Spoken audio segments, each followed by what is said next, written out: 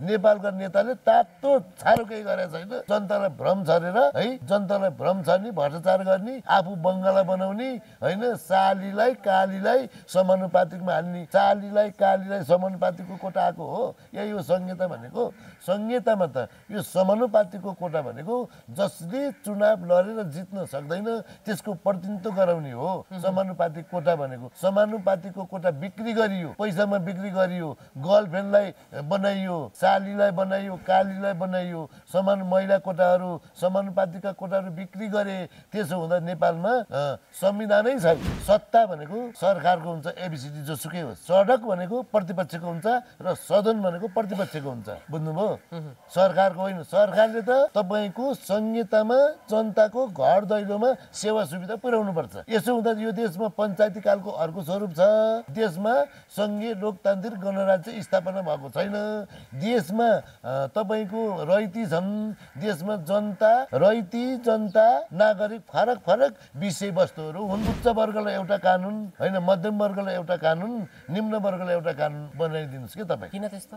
किन त्यो अलि भएकै त्यही छ। तपाईँको मानव तस्कर गर्ने मान्छेहरू देशको शासन सत्ता बागडोर चलाएर बसिराखेका छन्। तिनको हातमा हतकडी लाग्ने कि नलाग्ने। त्यो बालेनले सबै बहिरोहरूलाई रोजगार लागेको रहेछ क्या है। त्यो बहिरो कान नसुन्ने। मैले अपशब्द बोल्न खोजे होइन कि माफ पाऊँ, क्षमा पाऊँ। आम नेपाली अगाडि यहाँको मेरो भनाइ उहाँहरू फरक क्षमता भएका मान्छेहरूलाई सबलाई रोजगार दिएको रहेछ बालेनले।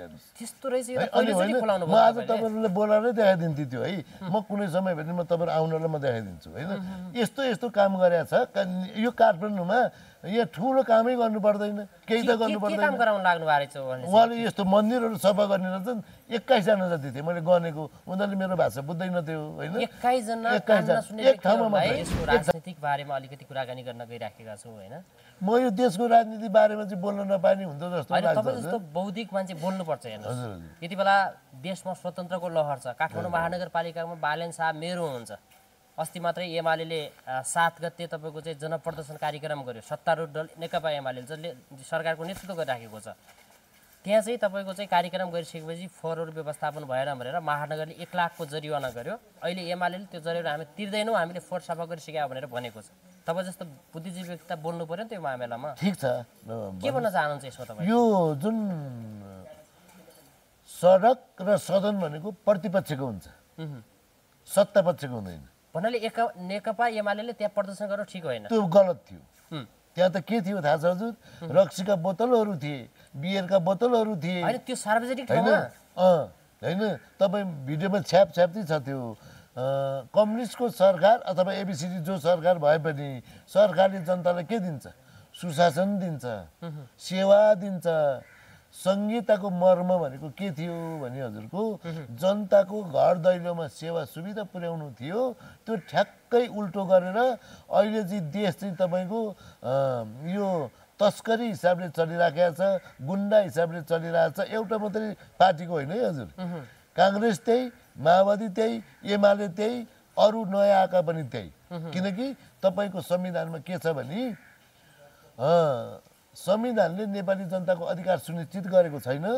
नेपालमा संविधान नेपाली जनताको संविधान होइन। यो अहिलेको पञ्चायती व्यवस्थाको अर्को स्वरूप हो। यसको प्रमाण भनेको के भने नि हजुरको संहितामा सिडिओ हुँदैन। सिडिओ हुँदैन। त्यस्तै अहिले त सिडिओ छ। सिडिओ छ। त्यसो हुँदा पञ्चायती व्यवस्थामा सिडिओ छ, पञ्चायती व्यवस्था छ। अहिले 7वटा प्रदेश छ। पहिला 5 विकास क्षेत्र थियो। पहिला बडा हाकिमले चलाउँथ्यो। अहिले संहितामा 7वटा प्रदेश छन्। त्यहाँ चाहिँ मुख्यमन्त्रीले चलाउँछ। फरक केही पनि छैन।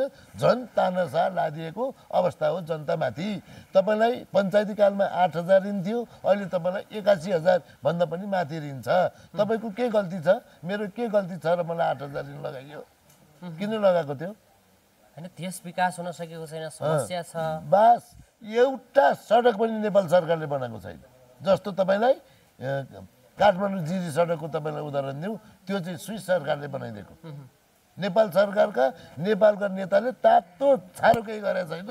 जनतालाई भ्रम छरेर है जनतालाई भ्रम छर्ने भ्रष्टाचार गर्ने आफू बङ्गाला बनाउने होइन सालीलाई कालीलाई समानुपातिकमा हाल्ने सालीलाई कालीलाई समानुपातिकको कोटा आएको हो यही हो संहिता भनेको संहितामा त यो समानुपातिकको कोटा भनेको जसले चुनाव लडेर जित्न सक्दैन त्यसको प्रतिनिधित्व गराउने हो समानुपातिक कोटा भनेको समानुपातिकको कोटा बिक्री गरियो पैसामा बिक्री गरियो गर्लफ्रेन्डलाई बनाइयो सालीलाई बनाइयो कालीलाई बनाइयो समान महिला कोटाहरू समानुपातिकका कोटाहरू बिक्री गरे त्यसो हुँदा नेपालमा संविधानै छैन डाक्टर साहब यति भन्दै गर्दा तपाईँलाई अब केही नभएको भन्न त मिल्दैन होला होइन छैन किनकि देशमा आज संघीयताले गर्दा गाउँघरमा सेवा सुविधाहरू पुगेको छ बाटोघाटो विद्यालय थोरै भए पनि स्वास्थ्य चौकीहरू पुगेको छ त्यो मलाई ऋण लाएर बनाएर के अर्थ छ हजुर अनि सुविधा त के सुविधा छ के सुविधा छ तपाईँले म एउटै कुरा भनौँ 46 वटा कर तिर्नुहुन्छ सुविधा चाहिँ हो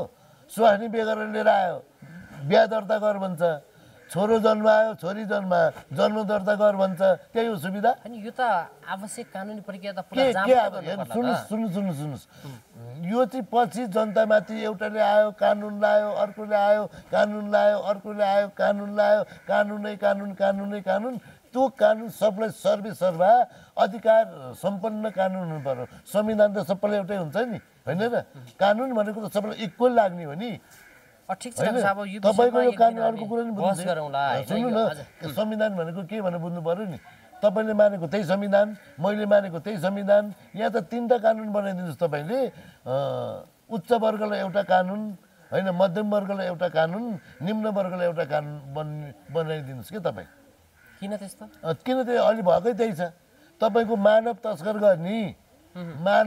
गर्ने मान्छेहरू त्यसको शासन सत्ता बागडोर चलाएर बसिराखेका छन् तिनको हातमा हतकडी लाग्ने कि नलाग्ने लाउनु पर्छ गलत गरे पनि तपाईँले एउटा गल्ती गर्नु त अहिले भर्खर हतकडी लाएर लान्छ अनि तपाईँले इङ्गित गर्न खोजेको कुरा कहाँ हो ठ्याक्कै खुलाइदिनु पर्यो तपाईँको देशको गृहमन्त्रीले भुटानी शरणार्थी बनाएर मान्छे बेच्छ उसको हातमा हतकडी हुने कि नहुने हुनुपर्छ गलत गरे जसले गरे पनि गलत गरेको मान्छेलाई हतकडी हुनुपर्छ हो तैपनि तपाईँको चाहिँ अहिले यति बेला मैले अलिकति प्रसङ्ग काठमाडौँ महानगरपालिकाले जुन जरिवाना तोकेको छ नि नेकपा एमाले त्यसलाई चाहिँ खण्डन गरेको छ कि हामीले सफा गरेको हो हामी जरिवाना तिर्दैनौँ भनेको छ कि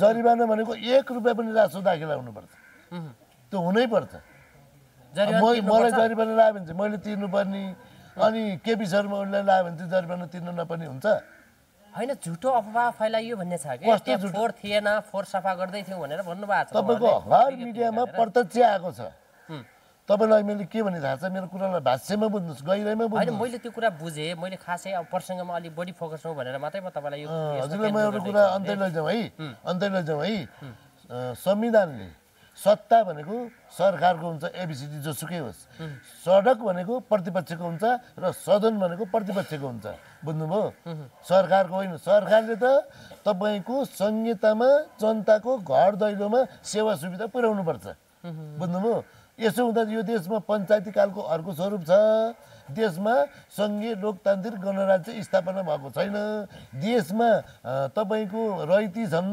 देशमा जनता रैती जनता नागरिक फरक फरक विषयवस्तुहरू हुन् रैती जनता नागरिक फरक फरक विषयवस्तु हुन् अहिले रैती छन् कसरी रैती छन् भने नि तपाईँलाई 46 वटा कर तिर्नुपर्छ तपाईँलाई थाहा छ बुझ्नुभएको छ 46 वटा कर के हो तपाईँ अब स्वास्नी बिहे गरेर ल्यायो भने कर तिर्नुपर्ने यस्तो नि हुन्छ अनि बच्चा जन्मायो भने जन्म दर्ता गर्नुपर्ने यस्तो नि हुन्छ 9 वटा परिचय पत्र बोक्नुपर्छ सर तपाईँले 9 वटा परिचय पत्र बोक्नुपर्छ तपाईँले 46 वटा कर तिर्नुपर्छ तपाईँले अनि यो मुलुकमा युवा बस्छ रोजगार के छ युवालाई हैन अरु देशमा पनि त सडक साबी यो त अर्कै सिकेर गरेको अनि 18 वर्ष लाएर सिक्ने देश लुट्ने अनि सिक्ने अहिले प्रतिपक्ष नै छैन कर उठाएपछि राज्य चाहिँ कसरी चल्छ कर करैले तिर्ने हो कर भनेको करैले तिर्ने हो देशलाई उत्पादनमा लानु पर्यो नि हजुर खोइ कृषिलाई औद्योगिकीकरण गरेको खोइ तपाईँ मलाई A1 डिग्री पास गरेको मान्छे ल्याएर मसँग बहस गराउनुस् न म गर्छु कुनै दिन त्यो व्यवस्था पनि गरौँला बहस पनि गरौँला हैन अब मैले अगाडि पनि तपाईँलाई फोकस गरेर आएको म अर्को एउटा कुरा भन्नु काठमाडौँ महानगरपालिकाले जुन तोकेको छ नि रकम 1 लाख जरी हो के हुन्छ त्यो तिर्नु पर्यो तिरेन भने के हुन्छ तिरेन भने अब हो यसैबाट सरकारको हातमै छ त्यसैबाट कानुन सबलाई इक्वल कानुन हुनु पर्यो मलाई जरिवाना लाग्यो भने मैले तिर्नुपर्ने एमाले पार्टीले लाग्यो भने जरिवाना तिर्न नपर्ने भन्ने हुँदैन यो उहाँहरूको उँधो गति हो मास्तिर आउँदैन नेकपा एमाले उद्योगतिर छ अहिले हजुर नेकपा एमाले उद्योगतिर लागेको हो नि आफै सरकारमा छ आफै जुलुस निकालेर जनतालाई दुःख दिन्छ त के हो सरकारले के गर्छ जनतालाई सुविधा दिन्छ होला नि त्यो उहाँले त भन्नुभएको छ उहाँहरूले उहाँहरूको नारै ठिक छैन उहाँहरूको नारै ठिक छैन हामी हाम्रो बारेमा भ्रम फैलाइयो भरम होइन नि हजुर तपाईँ नारै सुन्नुहोस् भरम ठिक भनेको छ उहाँहरूको नारा के थाहा छ समृद्ध समृद्ध वृद्ध भने के तपाईँहरू पत्रकार होइन तपाईँहरू पढा लेखा छैन कति कति पढ्नु भएको छ होइन पढाइ लेखाइ मेरो कुरो बुझ्नु न तपाईँहरू पढा लेखा भएको पत्रकार होला नि पढेकै छ आइटी इन्जिनियर त होला नि अनि तपाईँहरू एउटा इन्जिनियर लेभलको मान्छे पत्रकार भनेको होइन सत्यमा तथ्य टेकेर तथ्यको आधारमा समाचार सम्प्रेषण गर्ने होला नि एकदमै होइन र अब मैले भन्न खोजेको कुरा के हो थाहा छ हजुर तपाईँले बुझ्नै पर्ने कुरा चाहिँ तपाईँको अहिले जुन मलाई सोधिरहनु भएको प्रश्न आज मात्रै म त बिहान बिहान घुम्छु होइन त्यो बालेनले सबै बहिरोहरूलाई रोजगार लगाएको रहेछ क्या है त्यो बहिरो कान नसुन्ने मैले अपशब्द बोल्न खोजे होइन कि माफ पाऊँ क्षमा पाऊँ आम नेपाली अगाडि यहाँको मेरो भनाइ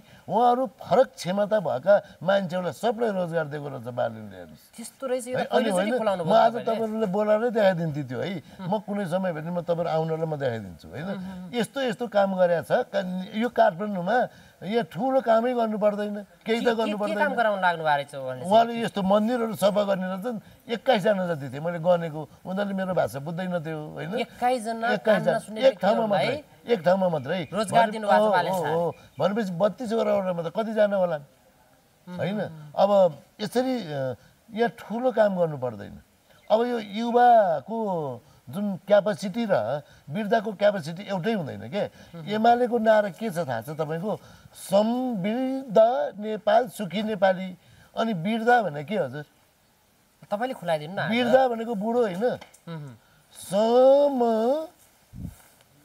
समृद्धि समृद्धि त्यो शब्द लेखेर राष्ट्रिय सम्मान पाउने मान्छे मै हो समृद्धि त्यसको 4 वटा आधार हुन्छ त्यसको 4 वटा आधार भनेको के राज्य सत्तामा समान हैसियत समान अध्यक्ष सको अर्थ बुझ्नुहोस् है सको अर्थ भनेको समान हैसियत समान अधिकार अनि उत्पादनमा वृद्धि त्यो उत्पादनको वितरणमा सबैको पहुँच बुझ्नुभयो नि सबैको पहुँच वृद्धि भनेको के वितरण प्रणालीमा इक्वल भनेको समान राज्य सत्तामा पनि समान अधिकार सबै ठाउँमा समान हो समान हैसियत हो यसै भएर संविधानले समान कानुन लाग्नु पर्यो नि अहिले तपाईँ यहाँ केही गर्नुहोस् त तपाईँलाई हत्केला लागिहाल्छ मलाई त झन् बोल्नै पो नदिने ल प्रेस काउन्सिलले पो थेट्न नआउने अनि त्यसै भएर म कहिले कहाँ एकै ठाउँमा बस्नै पो नहुने भयो अब त यहाँ तपाईँले पनि यस्तो किसिमको थ्रेट आउँछ सबभन्दा धेरै तपाईँको यो नेपालमा तस्करहरू छन् हजुर यो देश कुनै राजनीति गर्ने मान्छेले चलाएको होइन यिनीहरूको उपल्लो तहमा बस्ने मान्छे नाम नतक्नु फेरि यहाँ त आइहाल्छन् है यहाँ त जेल जानु परिहाल्छ होइन जेल जान्थ्यो कि तपाईँ जस्तो समाजसेवी व्यक्ति एउटा डक्टर जस्तो व्यक्ति एउटा आयुर्वेद तपाईँ पनि देशको लागि चाहिँ बोल्दा डर मान्नुहुन्छ र भने कहाँ डराएको छ डराएको यसरी यो त 8-10 क्यामेराको अगाडि बसेर अन्तर्वार्ता दिन्छु डराएको भए व्यक्तिले के गर्छ तपाईँले यस्तो कुरा गरिदिएपछि होइन म त डराएको छैन नि मनमा लागेको कुरा यो देश विकास गर्न के गर्नुपर्छ भन्नुपर्छ यो देश विकास गर्नलाई तपाईँले के गर्नुपर्छ थाहा छ युवालाई कृषिमा औद्योगिकरणमा लानु पर्यो के हजुर कृषि औद्योगिकरण तपाईँले युवालाई कृषि औद्योगिकरण गराउनु भयो भने के हुन्छ थाहा छ औद्योगिकरण भनेको के कृषि क्रान्ति त तपाईँको बाबुले गरेको मेरो बाबुले गरेको विद्वान त पहिला मान्छे छन् औद्योगिकरण भनेको के थाहा छ एउटा आलु उत्पादन गर्नुहोस् आलु उत्पादन गरेपछि त्यो आलुको चिप्स बनाएर बेच्नुभयो भने त्यो औद्योगिकरण भयो तर आलु नै बेच्नुभयो भने त्यो औद्योगिकरण भएन भनेपछि नेपालमा उत्पादन हुने विभिन्न किसिमका खाद्य वस्तुहरू छन् तिनीहरूलाई औद्योगिकरण गर्नु पर्यो खेती किसान हो कृषिलाई औद्योगिकरण भनेको त्यो अब त्यो कृषिको औद्योगिकरणलाई समृद्धि मा जोड्नु पर्यो के समृद्धिमा विविधता होइन अब एमाले जस्तो विद्वान पार्टी भएको मान्छे समृद्ध नेपाल सुखी नेपाली भन्छ एउटा शब्दको अर्थ नै थाहा छैन होइन शब्दको अर्थ भनेको धेरै पेचिलो हुन्छ धेरै गहिराई हुन्छ शब्दको अर्थ भनेको बुझ्नुभयो अब तपाईँले अहिले पनि भनेको थिएँ मैले सबजनाले अभिवादन भनेर यसरी हात गर्छ यो भनेको के अभिवादन भनेको के यो साम्यता होला नि त एक आपसमा साम्यता भनेको अर्कै शब्द हो हेर्नुहोस् त्यो अर्कै शब्द हो नेपालै परेको छैन नेपाली माटै परेको छैन इङ्ग्लिसमा परेर योभन्दा पहिला बाउ भने बाउबाट बुबा भने बुबाबाट ड्याडीसम्म त ठिकै थियो अब त 2-4 रुपियाँ दिएन छोरालाई भने त सुड्डो पो भन्न थाल्यो बाउलाई सुड्डो आमालाई सुड्डी भन्न थाल्यो तपाईँले संस्कृति चाहिँ कहाँ लानुभयो त यसले त तपाईँको संस्कृति बिगार्यो नि संस्कृति बिग्रेपछि के भयो थाहा छ संस्कृति बिग्रेपछि पहिचान बिग्रियो के पहिचान बिग्रेपछि इतिहास मेटिन्छ ठिक छ डाक्टर साहब अब यति बेला एउटा प्रसङ्ग निकै चर्किएको छ भन्नुहोस् न जुन हाम्रो एउटा मेडिकल व्यवसायी एउटा आन्दोलनको नेतृत्व पनि गर्नुभएको छ दुर्गा प्रसाईजी यति बेला चाहिँ अध्ययन अनुसन्धानको लागि उहाँलाई चाहिँ भित्र हालेको छ सरकारले पक्राउ गरेको छ होइन जुन एउटा कम्बोडियामा 32.5 अर्ब रकम चाहिँ हाम्रो सम्माननीय प्रधानमन्त्रीको नाम जोडेर उहाँले एउटा भिडियो सार्वजनिक गर्नुभएको थियो होइन त्यो भिडियोको आधारमा चाहिँ उहाँलाई यति बेला पक्राउ गरिएको छ यति बेला त्यो बारेमा विभिन्न बहसहरू भइराखेको छन् समाजमा होइन अब विभिन्न चाहिँ मिडियाहरूले विभिन्न चाहिँ अब अलिकति त्यो सम्बन्धी एउटा टेक्निक जानेकोहरूले तपाईँको चाहिँ आइटी एक्सपर्टहरूले पनि केही कुराहरू बाहिर ल्याएको छन् जस्तै टङ्क दाहालहरूले